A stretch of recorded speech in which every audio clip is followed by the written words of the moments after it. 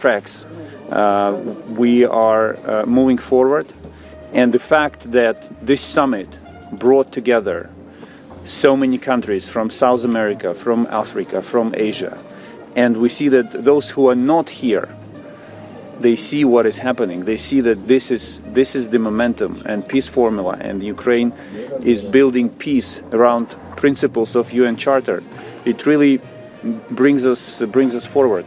So I cannot tell you when the war will end. It's not in my hands, but I know that we are making some. Switzerland में हुए शांति सम्मेलन में रूस की अनुपस्थिति ने एक गंभीर मुद्दा खड़ा किया है। इस सम्मेलन में भारत सहित दर्जनों देशों ने उस संयुक्त वक्तव्य पर हस्ताक्षर नहीं किए जिसमें ये कहा गया था कि किसी भी शांति समझौते का आधार यूक्रेन की क्षेत्रीय अखंडता होनी चाहिए। भारत का तर्क था कि जब तक दोनों पक्षों के लिए स्वीकार्य विकल्प नहीं होंगे तब तक स्थायी शांति संभव नहीं है। ये सम्मेलन यूक्रेन को वैश्विक दक्षिण से अपेक्षित समर्थन दिलाने में भी विफल रहा। इसमें भारत के अलावा ब्राजील, दक्षिण अफ्रीका, यूएई, इंडोनेशिया और थाईलैंड जैसे महत्वपूर्ण भारतीय ब्रिक्स साझेदार देशों ने भी संयुक्त वक्तव्य का समर्थन नहीं किया। इस मुद्दे ने ये सवाल उठाया कि क्या शांति सम्मेलन रूस की अनुपस्थिति में अपना उद्देश्य प्राप्त कर सकता है? क्या भारत का ये कदम सही था? और क्या वास्तव में वैश्विक दक्षिण के देशों की सहभागिता और समर्थन इस सम्मेलन को सफल बना सकती थी?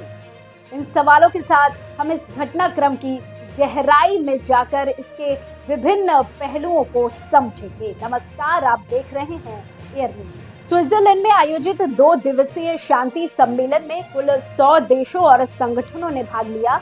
इस सम्मेलन का मुख्य उद्देश्य यूक्रेन और रूस के बीच जारी संघर्ष का शांतिपूर्ण समाधान ढूंढना था। सम्मेलन के अंत में 84 देशों और संगठनों ने संयुक्त वक्तव्य पर हस्ताक्षर किए जिसमें यूक्रेन की क्षेत्रीय अखंडता और संप्रभुता का सम्मान करने की बात कही गई। भारत ने इस सम्मेलन में केवल सचिव स्तरीय प्रतिनिधि भेजा और उच्च या मंत्री स्तरीय भागीदारी पर विचार नहीं किया। विदेश मंत्रालय के सचिव पवन कपूर ने भारतीय प्रतिनिधि मंडल का नेतृत्व किया और भारत की स्थिति स्पष्ट की।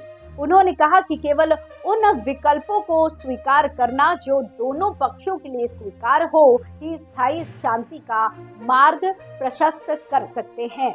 इसी दृष्टिकोण के तहत भारत ने संयुक्त वक्तव्य या किसी भी अन्य दस्तावेज से खुद को अलग रखने का निर्णय लिया।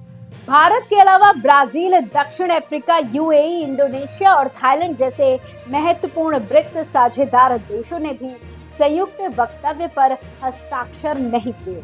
इसके अलावा Saudi Arab, Armenia, Bahrain, Colombia, Libya, Mexico और सुरिनाम जैसे देशों ने भी इस दस्तावेज पर हस्ताक्षर करने से इनकार कर दिया।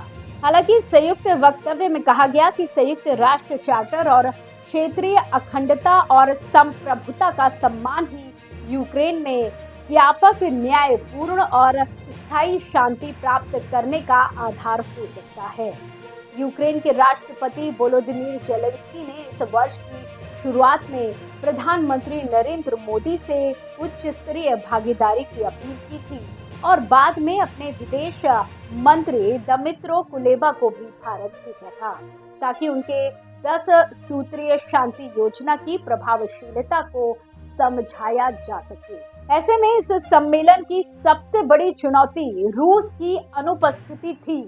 रूस यूक्रेन संघर्ष का मुख्य पक्ष है और उसकी अनुपस्थिति में शांति सम्मेलन की सफलता संदिग्ध हो जाती है। भारत सहित कई देशों ने ये सवाल उठाया कि क्या इस प्रकार का सम्मेलन बिना रूस की भागीदारी के सफल हो सकता है। बाकी भारत का दृष्टिकोण था कि स्थायी और शांतिपूर्ण समाधान के लिए दोनों पक्षों के बीच ईमानदार और व्यवहारिक बातचीत आवश्यक है। भारत ने कहा कि वो शांति स्थापना में सभी प्रयासों में पूरी निष्ठा से लगा रहेगा और सभी हितधारकों के साथ जुड़ा रहेगा। आपको बता दें कि इस सम्मेलन का सबसे बड़ा प्रभाव अंतर्राष्ट्रीय संबंधों पर पड़ा है। भारत और अन्य देशों द्वारा संयुक्त वक्तव्य पर हस्ताक्षर न करने से ये स्पष्ट हो गया कि वैश्विक दक्षिण के देश रूस और यूक्रेन के बीच संतुलन बनाकर चलना चाहते हैं। ये निर्णय भारत के विदेश नीति की स्वतंत्रता और उसके राष्ट्रीय हितों की प्राथमिकता को दर्शाता है। वहीं भारत का संतुलित दृष्टिकोण इस तथ्य को रेखांकित करता है कि वो किसी भी पक्ष की तरफदारी नहीं कर रहा है।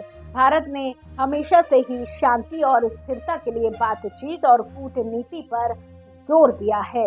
प्रधानमंत्री मोदी ने राष्ट्रपति जेलेंस्की को बार बार आश्वासन दिया है कि भारत शांति स्थापना में हर संभव मदद करेगा। वैसे रूस यूक्रेन संघर्ष का इतिहास बहुत पुराना है। इसके कई पहलू हैं। ये संघर्ष 2014 में क्रीमिया के रूस में विलय के बाद से और अधिक बढ़ गया है।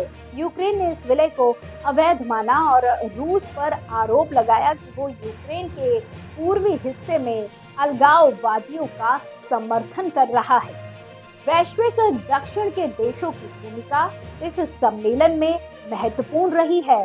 इन देशों ने संयुक्त वक्तव्य पर हस्ताक्षर न करके ये संदेश दिया है कि वे किसी भी प्रकार की जबरदस्ती के खिलाफ हैं और दोनों पक्षों के लिए स्वीकार्य समाधान की खोज में लगे रहेंगे।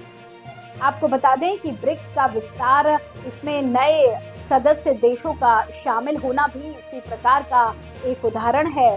ब्रिक्स देशों ने हमेशा से ही संतुलित दृष्टिकोण अपनाया है और वैश्विक मुद्दों पर स्वतंत्रता से निर्णय लिए हैं।